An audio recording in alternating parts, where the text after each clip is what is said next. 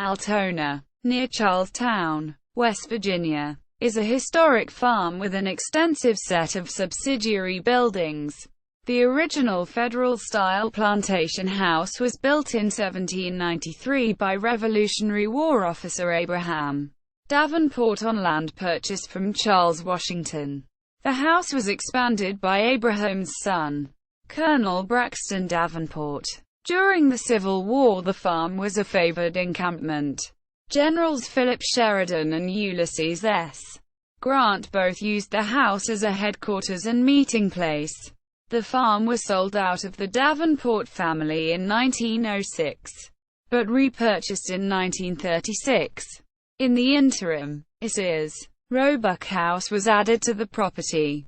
History. Major Abraham Davenport, Sr. S. 1793 house was a wood-framed structure built on land purchased from Charles Washington, adjoining several Washington family homes, including Blakely, Claimant Court and Herwood. Davenport became a Jefferson County magistrate in 1801, and was sheriff in 1803. His son, Colonel Braxton Davenport, took over the farm in 1830. Carl Davenport added the present brick front to the original house, as well as the impressive stone fence that lines the road between Charlestown and Middleway. The house was named at this time for Mrs. Davenport's family home in Germany. Colonel Davenport, who had served in the U.S. Army during the War of 1812, followed his father as Jefferson County magistrate, and arraigned John Brown in his court in 1859.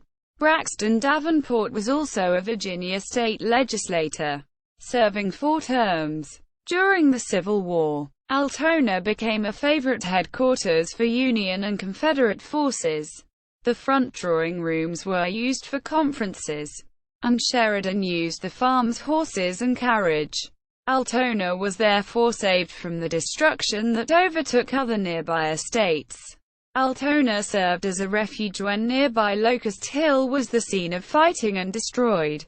Colonel Davenport's son, Henry Bedinger Davenport, had served as a lieutenant of militia in the company that captured John Brown. He served in a similar unit in the Confederate Army.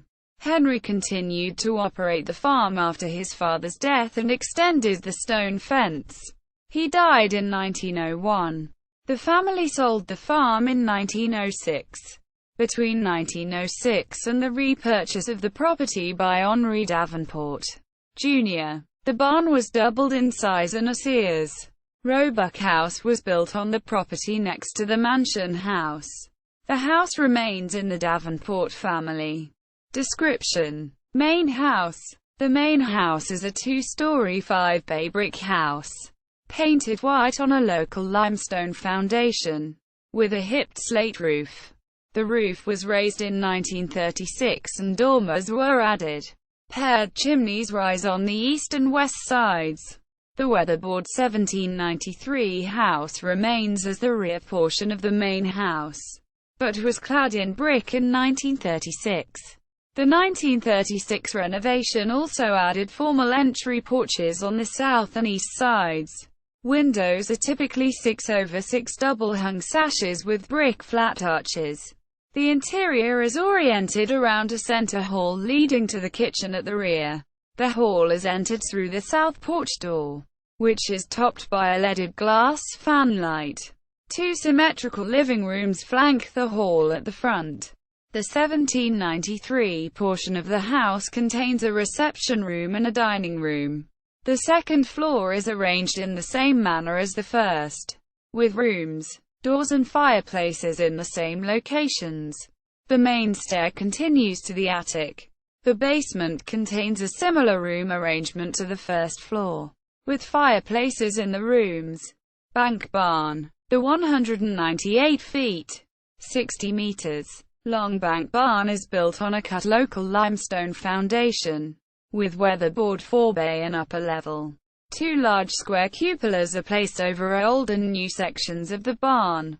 The original brick gable of the old barn remains in the interior where the old and new sections join. Stalls are found in the old section, while the newer section is a large loafing shed. Sears Roebuck House. The Sears house to the west of the main house is an American four-square, listed in the Sears catalog as Dream House. The two-story hipped roof house stands on a local limestone foundation. A plaque in one of the brick piers at the front reads, Dream House 1920. Quote, Garage, Guest House. The 1936 garage is a 2 stories, with a basement. A 1967 addition added expanded guest quarters and altered the interiors. Quote, accessory structures. Other structures on the property include a late 19th century limestone outhouse, early 19th century frame slave quarters, a late 19th century brick smokehouse, and 2 mid-19th century corn cribs. Several other buildings and structures contribute to the ensemble. Quote, references.